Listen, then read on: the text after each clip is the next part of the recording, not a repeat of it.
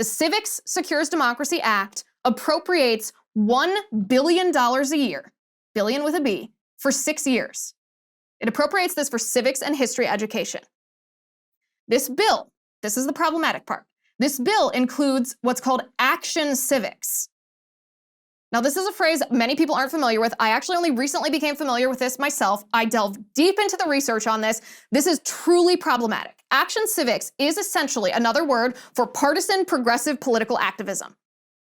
Action civics is actually already required in 2 states in our country, in Illinois and in Massachusetts. It can sometimes be called civic engagement or new civics or project-based civics.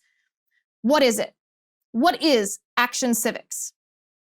It is a theory that students will acquire know-how of civics best through direct political action. So instead of classroom work, they go out of the classroom and engage in political activism to learn about our system of government, to learn about civics, such as if they go to gun control rallies or they organize something in favor of the Green New Deal. That is action-based civics, action civics.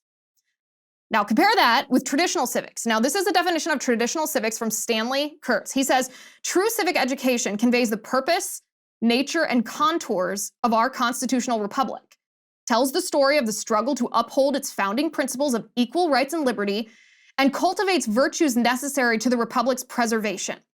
What civic education very deliberately does not attempt to do is supply students with substantive political positions. That is for the students themselves to determine as free individuals in the fullness of time, end quote. So compare that, traditional civics versus action civics. Action civics is an obvious tool of indoctrination. It's vulnerable to indoctrination. In fact, if you leave students, if a teacher, a specific teacher or school district wants to, they can completely forego the actual concrete education of the student. Instead, you can just brainwash the student or harness their emotion into this action outside the classroom that might further the political agenda of the teacher or the principal or the school board, whatever administrative person is in charge of the curriculum. So there's a vulnerability to using children, to brainwashing children and using them for your own political purpose.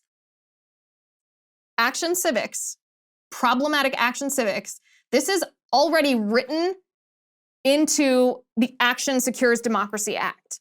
In fact, it's written into the priority criteria of the bill itself. So Stanley Kurtz of the National Review gives an incredible breakdown of this. He says, the Federal Civics Secures Democracy Act must be stopped, just as a combination of Obama's Race to the Top grant program and federal regulations managed to impose the abysmal Common Core standards in math and English on nearly every state. The Civics Secures Democracy Act is designed to impose leftist action civics and critical race theory on even red states. The state-level grant money is large enough that the leftist education bureaucrats who dominate even in red states will have a clear field to apply for federal funding. If conservative governors push back against grants that commit an entire state's education system to action civics and critical race theory, they will be slammed by Democrats, the education establishment, and the media for refusing badly needed federal dollars. We've seen this happen, right? In Texas. When Rick Perry was governor, he refused federal money because it was attached to Common Core. And what happened? He got eviscerated by the media, by the education establishment. It was an easy argument to be made rhetorically in the public. Oh, Rick Perry doesn't care about students. He refused federal money when all the public schools need is more money. Well, the money was attached to this poisonous ideology, or in that case, it was attached to just bad education, Common Core. But in this case, it would be attached to poisonous ideology, and yet it would be so difficult politically for Republicans in states to refuse.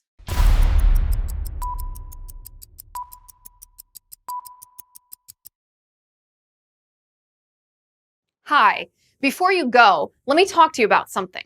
As you know, I've been censored on Facebook and YouTube, so I partnered with locals to create a censorship-free community.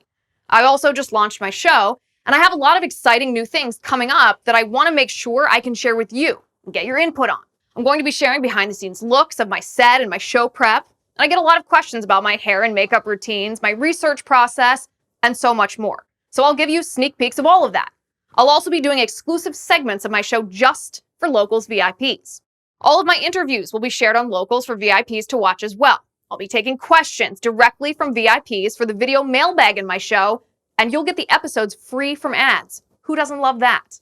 Not to mention, I'll keep doing everything that you've already come to love.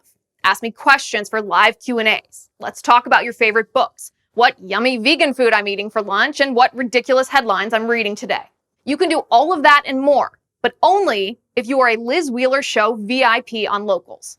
The monthly subscription is $9 a month, but if you really want a good deal, we have an annual subscription for just $72. That's 4 months free. 4 months.